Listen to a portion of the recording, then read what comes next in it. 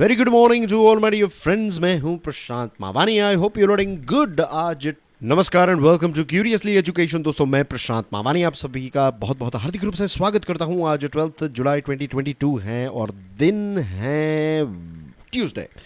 और आज हमारे टेबल पर काफ़ी सारे इंपॉर्टेंट इंटरेस्टिंग टॉपिक्स हैं, तो लेट्स क्विकली क्रैक ऑन।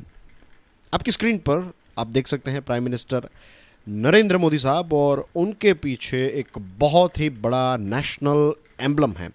ये नेशनल एम्बलम जो है, इसको अनवेल किया प्राइम मिनिस्टर नरेंद्र मोदी साहब ने। और आपको पता होगा कि हमारे देश की नई पार्लियामेंट की बिल्डिंग जो है वो तैयार हो रही है, तो इसका जो रूफ है, इसकी जो छत है, उसके ऊपर ये नेशनल एम्बलम को मोदी साहब ने देश को समर्पित किया है। ये नेशनल एम्बलम के साथ जुड़ी हुई कुछ चीज़ें आप समझ लीजिए। ऐसे कुछ फैक्ट्स जो है ना, कई बार स्टेट लेवल की एग्जामिनेशन में पूछे जाते हैं कि नेशनल एम्बलम जो है वो किस मेटल से बना है, तो it is made up of bronze. ये चीज़ आप याद रखिएगा, राइट। वज़न कितना है इसका? 9500 किलोग्राम का वज़न है। इसकी हाइट है 6.5 मीटर्स, और इसको सपोर्ट करने के लिए जो एक 6500 किलोग्राम का स्ट्रक्चर है, तो ये स्टील से बना हुआ है। ये कुछ इसके साथ जुड़ी हुई टेक्निकल स्पेसिफिक डिटेल्स है। इसके साथ प्राइम मिनिस्टर साहब ने जो श्रमजीवी हैं, जो लोग इसको बनाने में और इसको कंस्ट्रक्ट करने में जिन्होंने अपना योगदान दिया है, तो उनके साथ भी प्राइम मिनिस्टर साहब ने एक इंटरेक्शन किया, उनके साथ बातचीत की। तो I am sure it will be a big motivation and inspiration for all those people. जब आपके देश के प्राइम मिनिस्टर जो हैं वो श्रमजीवीज के साथ इंटरेक्ट करते हैं, तो ये अपने आप में एक बहुत बड़ी बात है, इज़न्ट इट। रक्षा मंत्री राजनाथ सिंह साहब, जो एआई इन डिफेंस सिंपोजियम, हमने इसके बारे में बात की थी, राइट। आज दो तीन चीज़ें ऐसी हैं जो हमने ऑलरेडी पहले बात कर ली है, लेकिन आज हम जो ये इवेंट हो गया है, तो इस इवेंट को भी हम डिस्कस करेंगे, राइट। ऐसी चीज़ें आपको करंट अफेयर्स की इस सीरीज़ में देखने को मिलती रहेगी। Let me tell you one more thing. क्योंकि क्या होता है कि आज लेट्स से कि आज प्राइम मिनिस्टर मोदी साहब के साथ जुड़ी हुई एक बात है, या फिर ये यही एग्जांपल रहते हैं, राइट। ये रक्षा मंत्री राजनाथ सिंह साहब जो हैं, तो हमने इससे पहले बात की थी कि आर्टिफिशियल इन डिफेंस सिंपोजियम जो है वो होगा, और उसमें आर्टिफिशियल इंटेलिजेंस का इस्तेमाल कैसे किया जाएगा और किन किन क्षेत्रों में इसका इस्तेमाल हो रहा है। तो ये सारी चीज़ें कुछ दिनों पहले ही न्यूज़ में आ गई थी, तो उस टाइम पर भी हमने डिस्कस किया था, लेकिन आज भी इसलिए डिस्कस कर रहे हैं क्योंकि ये इवेंट हो गया। हमारे रक्षा मंत्री डिफेंस मिनिस्टर साहब ने इस इवेंट को एड्रेस किया। तो दो बार क्यों? द रीज़न इज़ जब इवेंट होता है तब, और जब इवेंट हो जाता है, प्री एंड पोस्ट, राइट। तो इससे क्या होगा, आपको पहले से पता चल जाएगा कि आने वाले दिनों में क्या होगा, और जब इवेंट हो गया उसके बारे में फिर न्यूज़ में जब चीज़ें आती है उसको जब डिस्कस करते हैं, तो इट्स लाइक ए रिवीजन। तो इस पॉइंट ऑफ व्यू से देखना है, राइट। जो पूरी मैंने बात बताई उसका मेन वर्ड है रिवीजन के लिए, इट्स वेरी इंपॉर्टेंट। तो आर्टिफिशियल इंटेलिजेंस के बारे में देखिए, रक्षा मंत्री ने क्या कहा है कि artificial intelligence technology should only be used for the development and peace of humanity. यहाँ पर थोड़ा अटेंशन पे कीजिए, राइट, थोड़ा ध्यान दीजिए। शुड ओनली बी यूज्ड, अंग्रेजी में इसका मतलब क्या होता है? इसका मतलब यह है कि सिर्फ और सिर्फ मानव के विकास और मानव जाति के विकास और शांति के लिए ही आर्टिफिशियल इंटेलिजेंस की टेक्नोलॉजी का इस्तेमाल जो है वो होना चाहिए। इसका मतलब ये है कि इसका सदुपयोग ही होना चाहिए। गुड कोज के लिए ही आर्टिफिशियल इंटेलिजेंस जो है इसका इस्तेमाल लोगों को करना चाहिए। आपके लिए एक फूड फॉर थॉट है। फूड फॉर थॉट का मतलब ये है, विचार करने के लिए आपको एक टॉपिक दे रहा हूँ, आप इस पर विचार कीजिएगा। आपके पास कोई पॉइंट्स हो तो आप कमेंट सेक्शन में इसको ज़रूर डालिएगा, right. It will help you with two things. Number one, एक तो आप सोचेंगे, तो that is called critical analysis. तो आपकी क्रिटिकल एनालिसिस की स्केल जो है वो बढ़ेगी। स्टार्टिंग में आप पाएंगे it will be little bit difficult, कुछ लोगों को ये थोड़ा डिफिकल्ट लगेगा कि कैसे सोचें, लेकिन आप कीजिए कोशिश। और जो दो तीन पॉइंट्स मिले, मैं ऐसा नहीं कह रहा हूँ कि आप 100 पॉइंट लिखिए, 10 पॉइंट लिखिए, 2 पॉइंट 3 पॉइंट तो आपको मिलेंगे ही। उनको अच्छी तरीके से एक बार समझ लीजिए, उसको एक बार अच्छी तरीके से अपने दिमाग में ही रिवाइज कर लीजिए, और उसके बाद एक एक पॉइंट लिखिए कमेंट सेक्शन में। तो इससे क्या होगा पता है? आपकी थिंकिंग के साथ साथ आपकी आंसर राइटिंग की भी प्रैक्टिस हो जाएगी। ये आपके लिए बहुत इंपॉर्टेंट है, राइट। आप इसको कीजिएगा। मैं दावे के साथ कह सकता हूं कि 10-15 दिनों के अंदर यू विल फाइंड कि आपकी क्रिटिकल एनालिसिस की स्किल जो है वो इम्प्रूव हो गई, राइटिंग की स्किल में धीरे धीरे इंप्रूवमेंट आएगा। और जस्ट इमेजिन कि अगर आप 6 महीने तक अगर ऐसी चीज़ करते हैं तो आपके अंदर कितना ज़बरदस्त बदलाव आएगा। क्योंकि कोई भी बड़ी चीज़ जो है ना, उसको स्टार्ट करना सबसे इम्पोर्टेंट है। अगर आप एक बार स्टार्ट कर देंगे देन यू विल फाइंड कि अगर चलते जाएंगे स्टार्टिंग के साथ साथ कंसिस्टेंसी मेंटेन करेंगे then you will find result. तो दोस्तों, क्वेश्चन जो मैं आपको पूछ रहा हूँ या फिर फूड फॉर थॉट जो है वो ये है कि आर्टिफिशियल इंटेलिजेंस जो है इसका दुरुपयोग कैसे हो सकता है, या फिर कौन कौन सी ऐसी चीज़ है जिसमें इसका दुरुपयोग हो सकता है, बैड थिंग्स, या फिर आप disadvantage of artificial intelligence, demerit of artificial intelligence, right. ये सारे पॉइंट ऑफ व्यू से इसको सोच सकता है। आई होप ये टॉपिक आपको समझ में आ गया है। हमारे रक्षा मंत्री साहब ने 75 नई आर्टिफिशियल इंटेलिजेंस की चीज़ें जो हैं, प्रोडक्ट्स जो हैं वो लॉन्च किए, और ये पहला ऐसा सिंपोजियम था। और इसमें automation, robotic system, cyber security, human behaviour analysis, intelligence monitoring system, logistics and supply chain management, computer and intelligence and operational data analytics, ये सारे अलग अलग जो एआई और मॉडर्न टेक्नोलॉजी के जो क्षेत्र हैं उसके साथ जुड़े हुए 75 newly develop artificial intelligence products launch किए। इसी के साथ उन्होंने ये भी कहा कि आर्टिफिशियल इंटेलिजेंस और बिग डेटा जो है इसका डिफेंस सेक्टर में ज़्यादा से ज़्यादा अच्छी तरीके से उपयोग हो, ये नीड ऑफ द आवर है। और आर्टिफिशियल इंटेलिजेंस के बारे में उन्होंने ये बताया है कि ये अपने आप में क्रांतिकारी कदम है, राइट। हमारी जो ह्यूमैनिटी है, मानवता के डेवलपमेंट के लिए ये एक रेवोल्यूशनरी स्टेप है artificial intelligence. Mr. Singh pointed out that artificial intelligence has built inroads in almost every sector. बहुत सारे क्षेत्रों में, डिफेंस में, हेल्थ और मेडिसिन में, एग्रीकल्चर में, ट्रेड और कॉमर्स, ट्रांसपोर्ट, ये सारे अलग अलग क्षेत्रों में एआई की टेक्नोलॉजी जो है वो आने लगी है। इसी के साथ हमारी जो आर्मी है उसको एक ट्रांसलेशन डिवाइस दिया जाएगा। ये एआई बेस्ड होगा। मैंडरीन, हम कहते हैं ना चाइनीज़, ऐसी चाइनीज़ लैंग्वेज कोई नहीं है, कोई ऐसी इंडियन लैंग्वेज नहीं है हमारे देश में, कोई ऐसी भाषा है जिसका नाम इंडियन है, नहीं। लेकिन फ़ॉरेन के लोग कहेंगे कि आप इंडियन लैंग्वेज में बात कर रहे हैं, बट इंडियन लैंग्वेज बहुत सारी, गुजराती हो सकती है, पंजाबी हो सकती है, हिंदी हो सकती है, तमिल हो सकती है, कन्नड़ हो सकती है, एक्सेट्रा। तो चाइना जो है ना, तो चाइनीज़ लैंग्वेज ऐसी कोई लैंग्वेज नहीं है। वहाँ पर 2 लैंग्वेज बोली जाती है, एक है मैंडरीन और एक है कैंटनीज़। कैंटनीज़ जो है वो हांगकांग में बोली जाती है, और जो मेनलैंड चाइना, जो बड़ा वाला चाइना है, तो उसमें मैंडरीन लैंग्वेज जो है वो बोली जाती है। तो आर्टिफिशियल इंटेलिजेंस वाला एक मैंडरीन ट्रांसलेशन डिवाइस जो है वो हमारी आर्मी को दिया जाएगा। ये 600 ग्राम का एक डिवाइस है, और ये एक स्टार्टअप ने बनाया है, और ये काम तब आएगा जब बॉर्डर पर कुछ लेट्स से कुछ हुआ, तो वहाँ के सोल्जर्स कुछ मैंडरीन में बोलेंगे, तो हमारे सोल्जर्स जो हैं वो उसको ट्रांसलेशन इसका मिल जाएगा अंग्रेज़ी में, और फिर वो रिप्लाई दे पाएंगे। द्वारका एक्सप्रेस के बारे में हमारे नितिन गडकरी साहब ने ये बताया है कि ये हमारे देश का पहला एलिवेटेड अर्बन एक्सप्रेसवे है। अब इसके ऊपर एमसीक्यू पूछा जाएगा ना, ऑफ कोर्स पूछा जा सकता है, पूरे चांसेस हैं। इजी क्वेश्चन क्या होगा कि हमारे देश का पहला एलिवेटेड अर्बन एक्सप्रेसवे जो है उसका नाम क्या है?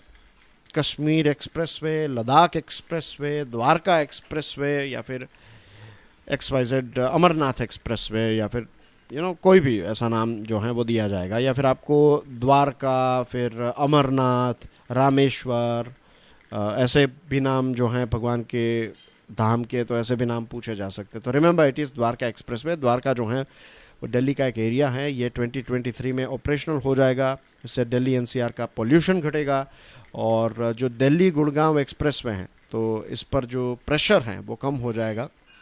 और दिल्ली गुड़गांव एक्सप्रेसवे जो हैं ये गोल्डन क्वाड्रिलेटरल में दिल्ली, फिर Mumbai, Chennai, Kolkata and connecting Kolkata with Delhi, तो ये गोल्डन क्वाड्रिलेटरल है। ये हमारे देश के 4 सबसे बड़े शहर को एक दूसरे के साथ कनेक्ट करने का एक्सप्रेसवे है, और इनके बीच में बहुत सारे बड़े बड़े सिटीज़ आते हैं। तो ये जो दिल्ली गुड़गांव एक्सप्रेसवे हैं, ये दिल्ली, जयपुर, अहमदाबाद, मुंबई वाला जो गोल्डन क्वाड्रिलेटरल वाला रास्ता है उसका ही एक पार्ट है।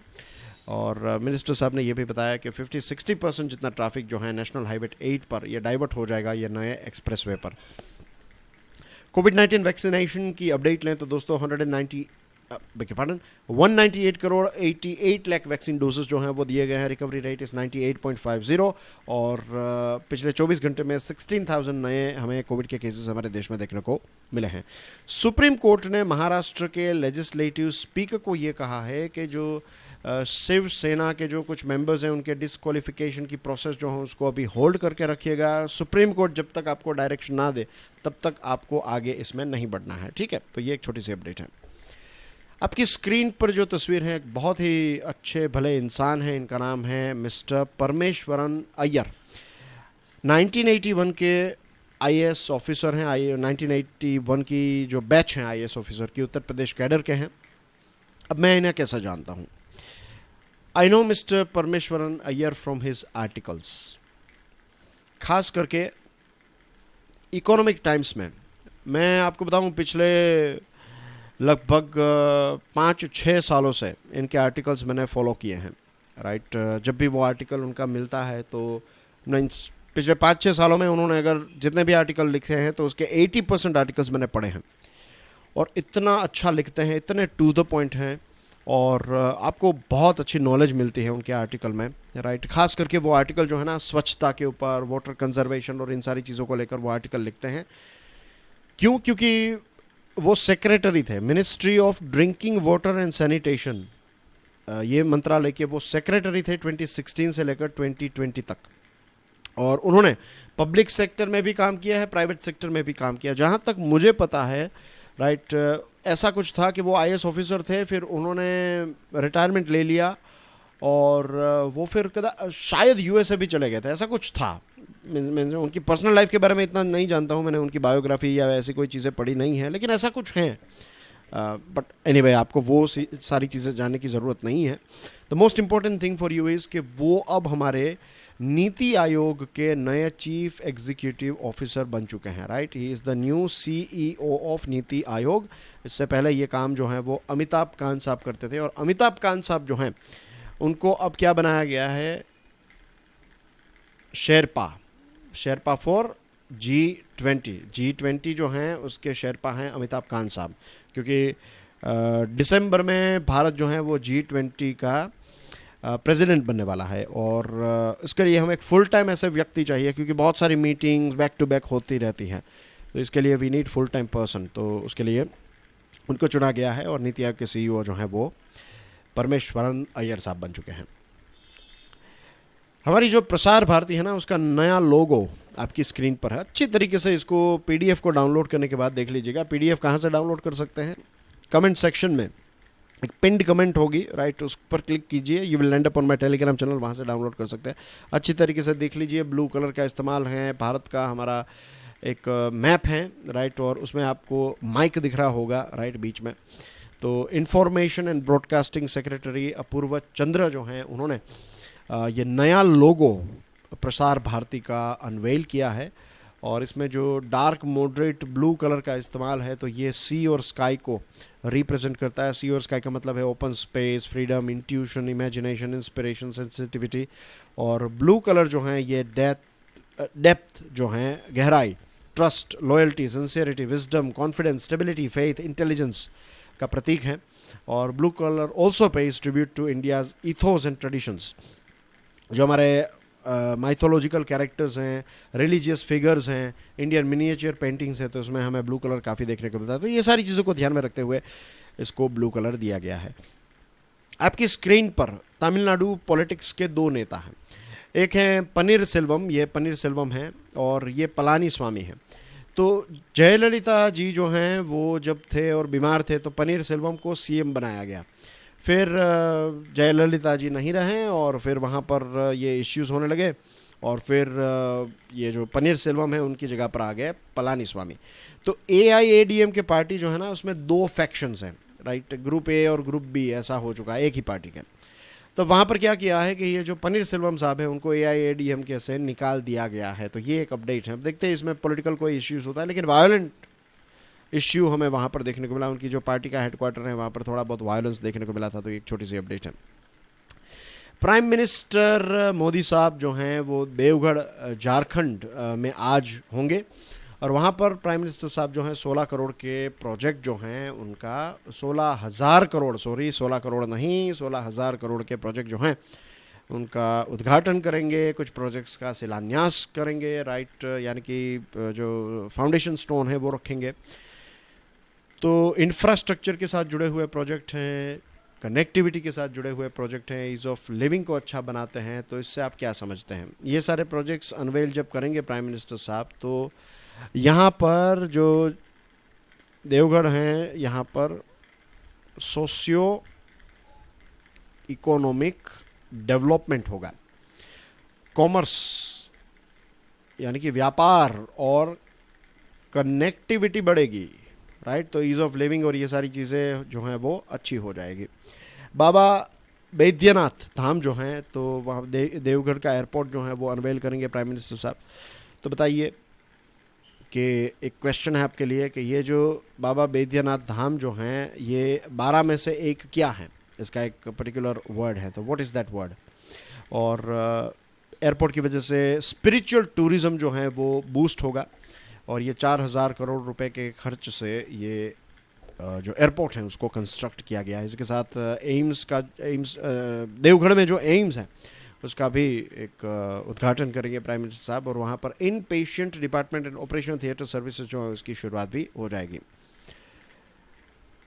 उसके बाद शाम को प्रधानमंत्री साहब पटना जाएंगे बिहार, और बिहार की जो लेजिस्लेटिव असेंबली है उसके 100 साल पूरे होने की जो सेरेमनी है उसको अटेंड करेंगे और वहाँ पर जो शताब्दी स्मृति स्तंभ जो हैं उसको अनवेल करेंगे। ठीक है, तो ये चीज़ें हमने पहले भी डिस्कस की थी। Your final revision.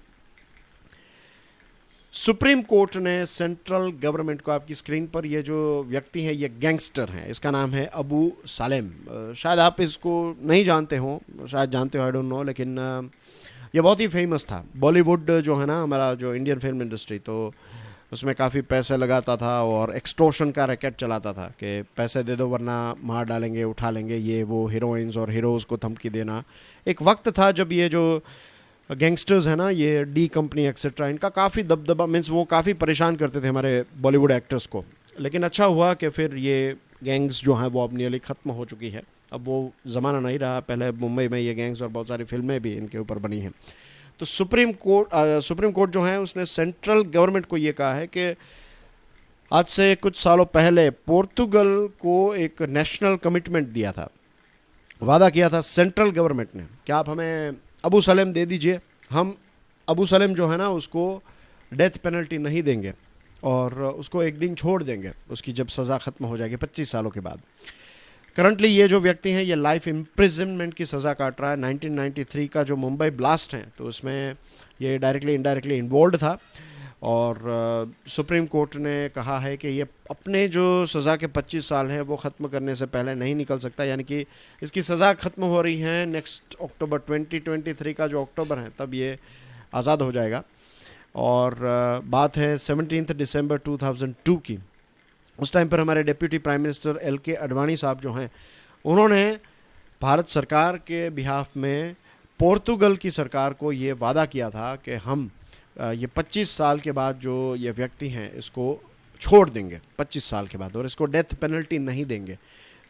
उसी शर्त पर पोर्तुगल ने ये व्यक्ति जो है अबू सालेम को हमारे हवाले किया था। तो इंडियन अथॉरिटीज़ को नवंबर 2005 में, मुझे आज भी ये दिन याद है, I was kid but I still remember, I was not kid, teenager में भी, तो मुझे याद है कि तब इसको जब लाया गया तो न्यूज़, मैंने उस रात के न्यूज़ देखे थे, तो मुझे पता है ये incident. I can clearly remember those visuals के इसको पकड़ा गया और फिर वहाँ पर फिर ये जो व्यक्ति उसने कहा कि मैं थोड़े समय पोर्तुगीज़ के प्रिजन में भी रहा हूँ, तो उसको कैलकुलेट करके 25 साल कैलकुलेट, तो सुप्रीम कोर्ट ने मना कर दिया है। वहाँ के जो भी साल है बेटा, यहाँ के साल जो है वो यहाँ के हिसाब से ही देखे जाएंगे।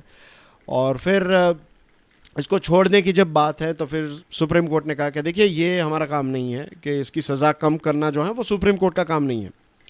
सुप्रीम कोर्ट जो है वो सज़ा दे सकती है लेकिन कम करने का काम जो है वो सरकार का है। तो हमारे देश में जो CRPC है ना, क्रिमिनल प्रोसीजर कोड, तो उसके सेक्शंस 423, 433, अब ये आपको याद करने की ज़रूरत नहीं है, क्योंकि ये जो है ना वो आपकी UPSC और स्टेट PSC के ये पार्ट नहीं। हाँ, अगर आप पुलिस इंस्पेक्टर की तैयारी कर रहे हैं या फिर PSI की, SI की तैयारी कर रहे हैं, तो ये क्रिमिनल प्रोसीजर कोड आपको पढ़ना पड़ता है, उसको समझना पड़ता है, तो उसके लिए इंपॉर्टेंट है। वरना अगर आप स्टेट लेवल की तैयारी कर रहे हैं और नेशनल लेवल की तैयारी कर रहे हैं तो ऐसा नहीं पूछा गया। लेकिन हाँ, कॉन्स्टिट्यूशन इंपॉर्टेंट है। तो कॉन्स्टिट्यूशन में आर्टिकल 72 है, पर्टिकुलरली आर्टिकल 72 सब आर्टिकल 1 जो है उसमें है कि जो गवर्नमेंट है, यानी कि जो प्राइम मिनिस्टर हैं, कैबिनेट मिनिस्टर्स जो हैं, वो प्रेसिडेंट को कह सकते हैं कि भाई आप ये व्यक्ति जो है ना उसकी सज़ा को माफ़ कर दीजिए, थोड़ी कम कर दीजिए, एक्सेट्रा। तो प्रेसिडेंट के हाथ में ये पावर्स है। तो फिर सेंट्रल गवर्नमेंट बेसिकली, यानी कि सरकार जो है, इसकी सज़ा जो है वो कम कर सकती है अगर इसको जल्दी छोड़ना है तो ये काम जो है वो सेंट्रल गवर्नमेंट कर सकती है, ये सुप्रीम कोर्ट ने बताया और आपको भी अब ये चीज़ समझ में आ गई होगी। So that's everything in today's discussion dear friends. अगर आज का ये वीडियो आपको पसंद आया हो तो please share it with other students as well. और यहाँ पर पसंद नापसंद की बात नहीं होती है, the most important thing is importance, right, कि आपकी एग्जामिनेशन के लिए ये वीडियो कितना इम्पोर्टेंट है वो आपको देखना है। And I am sure, right, आपको महसूस हो गया होगा, पिछले कुछ दिनों से ये सीरीज़ चल रही है कि ये न्यूज़ आइटम्स जो है ना, मोस्ट इंपॉर्टेंट न्यूज़ आइटम्स को अच्छी तरीके से आपको इसमें समझने को मिलती हैं। ठीक है, सो that's everything from my side. I will see you soon with editorial and article analysis, और उसके बाद फाइनेंशियल न्यूज़ एनालिसिस भी आपको मिल जाएगा। And that's it, I will see you soon. God bless you all. जय हिंद।